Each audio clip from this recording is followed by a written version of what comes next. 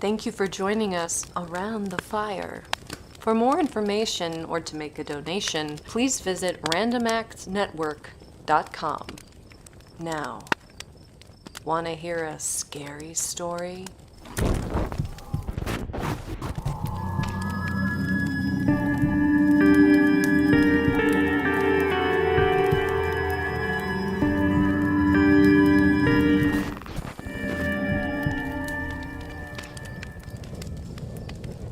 It started as a normal day.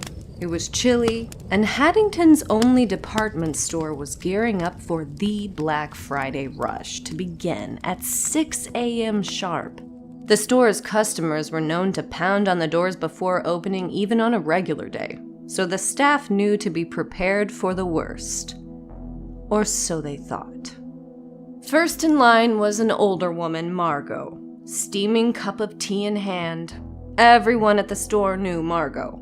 She always had something to complain about, some expired coupon to demand using. She remarked to those near her in the line that she expects the store to let everyone wait inside until the sales start if they valued them as customers.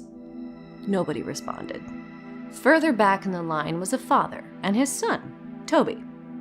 Toby's dad was headed to the electronics to find a flat-screen TV, but Toby would be headed to the toys to get that remote control car he'd seen all the commercials for. Behind them was Tina, a single woman in her early 30s. She planned to hit every department she could, and she had her list ready. As the sun rose, the crowd grew more and more impatient. A few minutes before the doors opened, the speakers kicked on and a cheerful Christmas tune echoed through the parking lot. The energy shifted as the customers watched the employees make their final preparations through the windows. And then, the doors separated. The sign lit up. The store was now open. Margot used her bony elbows to make sure nobody beat her to the discounted purses she had her eyes on. She grabbed several, leaving very few for anyone else, and began to head back to the registers. Toby hadn't seen his father since the first few seconds in the store, and he couldn't see anything in the massive stampede of adults. Though he was overwhelmed, he kept his mind on that car. Tina had planned to go to electronics first, but as she entered the anarchy of the store, she made the swift decision that her father's gift would come first. The newest, biggest capacity, shiniest blender you can get. She squeezed her way through the crowd towards the appliances. These were the final moments that resembled anything like a typical Black Friday. Margot made it to the register first and plopped the bags down without saying a word. After the final bag was scanned, she took out her credit card to pay. Was it a gust of wind? Or maybe it was her frail, wrinkly hands. Something happened, and she dropped the card. As she bent over to grab it from the floor, her gaudy necklace triggered the conveyor belt to move forward. Her entire body lurched towards the cashier, who screamed and grabbed at the jewelry to no avail. Margot desperately grabbed at her throat to remove the necklace, but it was too tight. She was flailing, choking, desperate to breathe. Her face turned from white to red to purple, and she flailed less and less. The conveyor belt kept pulling and pulling. The gears chewed past the necklace and began feasting on her wrinkly skin. In a matter of seconds, her entire face was pulled off like a sticky Halloween mask, squishing into the gears and spraying blood in every direction. Finally, the belt caught the gray hair she had pulled into a bun and removed it at once, disappearing into the machine like it hadn't eaten in days. For a moment, the rest of her lingered there, half collapsed by the register. From the shoulders up, she was nothing but bloody bone, other than her eyes, which made piercing contact with those screaming around her. But the rest of the store was distracted, because it wasn't just the conveyor belt that suddenly became deadly. It was everything. The motorized scooters near the entrance had started driving around aimlessly, mowing down whatever and whoever was in their paths. Back in the appliances, nearly everything had turned on at once. Hands and faces were filleted away by blenders and electric knives. Shelves collapsed, littering the floor with butcher knives and cheese graters, ready to destroy whatever flesh found its way to them. Everywhere, bloody bodies tripped and tangled with each other. Tina could see all this happening from the frozen food aisle. She hadn't made it to appliances yet when it all started happening, and now she stood in the middle of the freezer section. She was desperate to find a way to escape a store where everything had seemingly come to life with the desire to kill. Toby was in the toys with a few other kids when it all started happening. Heavy boxes were lurching from the shelves, the toys loudly honking and singing and reciting whatever program lines they had. Shortly before this all happened, Toby had made eye contact with a cute young girl on the other side of the aisle, near the dolls. Now he watched as she was swiftly crushed by the child's playset that had suddenly come crashing down from the display over the aisle. Toby had to get to his dad. He turned around to find a way out of the aisle when he stopped in his tracks. 10 feet away was a fleet of remote control cars, although no one was controlling them, of course. Normally, they looked fun and exciting. Now they were menacing.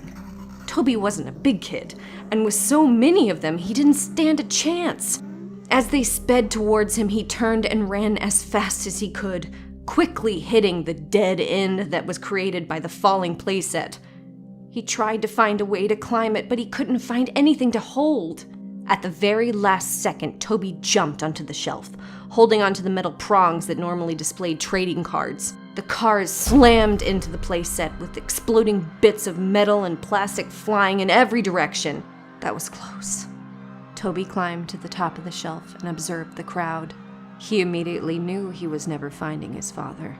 Tina had finally left the freezer section, but now found herself near the produce. It seemed like the best route to the front doors. She didn't notice that the automatic sprayers above the fruit had gone into hyperdrive, soaking everything around them. Crying, she climbed past overturned carts and the bodies of those run down by the scooters. She didn't see the puddle ahead of her, and her foot slipped the second it attempted touchdown. She landed hard on her back, immediately soaked. A few feet away, the water found its way to the tongue of an extension cord. Tina was killed instantly, along with the dozens of others who were attempting to cross the water or touching anything metal nearby. Toby stood at the front of the aisleway, seeing people trampling over each other, breaking bones and cracking skulls against the floor. The entire grocery section was sparking and crackling, and dozens of bodies trembled in a disturbing electric dance. The sparks were starting to reach the dry goods. Toby knew it was a matter of moments before there would be a fire. His dad would expect him to get out. It would be impossible to try to find him now. Toby surveyed the bloodshed once more, trying to predict the best route of exit. Only then did he notice the people strung up to the ceiling like ornaments tangled in the Christmas lights with blue and purple faces. Were the objects moving? If he didn't go now, he'd never make it. He'd have to use his small size to his advantage. He reached over and untangled a string of lights from the display of bodies and wrapped the cord up in his hands. He jumped from the aisle top, swinging above the panicked customers desperately trying to escape. He let go at the last possible second and hit the tile only a few feet from the registers. On his left, he could see straight into the garden center, though he wished he had never looked. The mowers and saws were having a holiday of their own. The walls were painted deep red, and mangled limbs and dismembered bodies decorated the ground. Toby stayed low, crawling under the registers. He wanted to do nothing more than to stand up and sprint, but he had no idea what was waiting for him past the checkout area. It was getting really warm and harder to breathe. The fire was starting to consume the back half of the store. Toby cleared the registers and stood fully up for the first time. The sliding glass doors were right there, opening and closing quickly like the jaws of a giant metal monster. He picked up a long piece of metal shelf from the floor and started running. Whatever came flying at him, he batted it away with his makeshift shield. Without ever meaning to, he was screaming as loud as he could. As he made it to the entrance, he threw the shelf into the angry doors, causing a temporary jam. He turned and yelled for others to follow, that the doors were open. But there was no one even close. He ran through the doors and kept going until he got to the very last parking space and collapsed, coughing and crying in the freezing cold morning air. He looked around the parking lot. Other than the violent noises leaking from the store, the outside felt rather normal. A gentle snow fell from the sky, and Toby knew that his father was already dead. There were only a few survivors.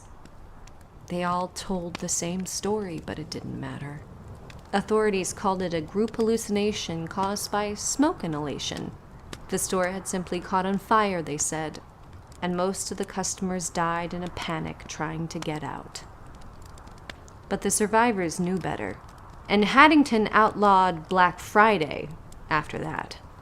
The official word was that it was out of respect for the hundreds who died, but those who knew the truth understood it was a way of making sure it never happened again.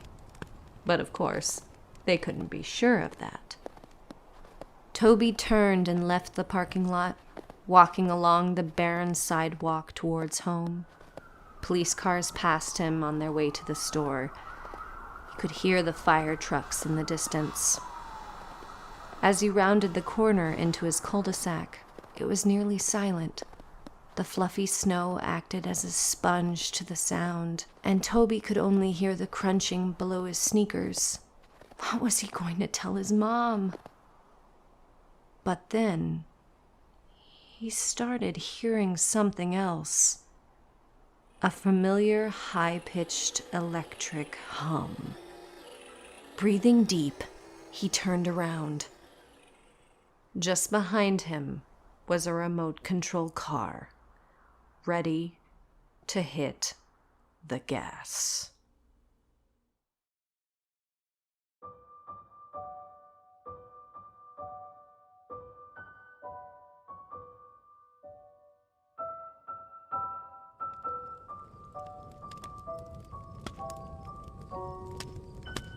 Black Friday, written by Brian Renaud, told by Shannon Lee Weber.